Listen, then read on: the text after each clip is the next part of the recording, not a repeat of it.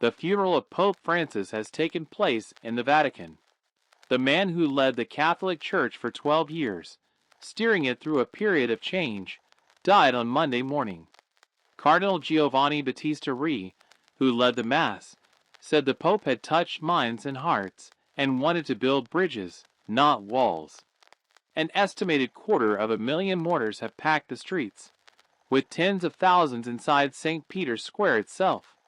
Pope Francis's body will be interred in the Church of Santa Maria Maggiore, the first pope to be buried outside the Vatican for more than a century.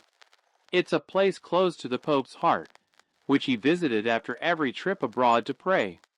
Among the many global heads of state and leaders attending were Presidents Trump and Zelensky.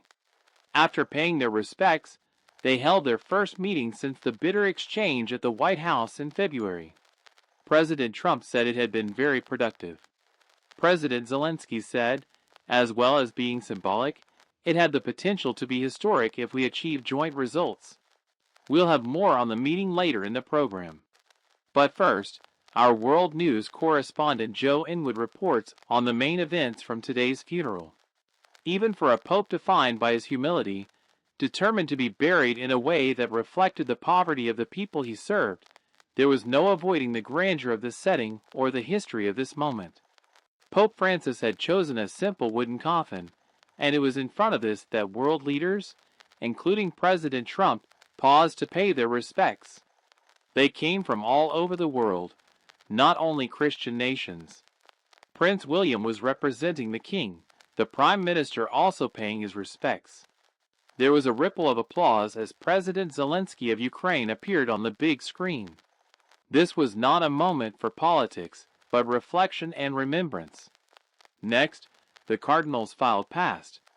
For the first time, the majority of these men who will choose his successor are non-European, a sign of the impact Pope Francis had on the Church.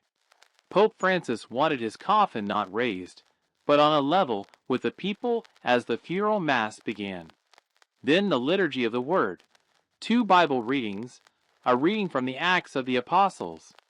In those days, Peter opened his mouth and said, "Truly, I understand that God shows no partiality." The service was led by the Dean of the College of Cardinals. He was a pope among the people with an open heart towards everyone. He was also a pope attentive to the signs of the times, and what the Holy Spirit was awakening in the Church with his characteristic vocabulary and language rich in images and metaphors. He always sought to shed light on the problems of our time with the wisdom of the gospel. In front of world leaders, many of whom won power with messages contrary to that of Pope Francis, there was praise for his championing of the poor and the disadvantaged. His gestures and exaltations in favor of refugees and displaced persons are countless. His insistence on working on behalf of the poor was constant.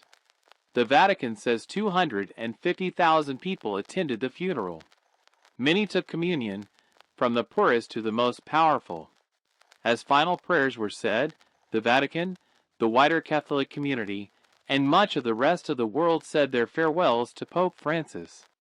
He passed through St. Peter's Basilica one final time, starting the journey across Rome to his final resting place at the Church of Santa Maria Maggiore, his burial in a poorer area of the city.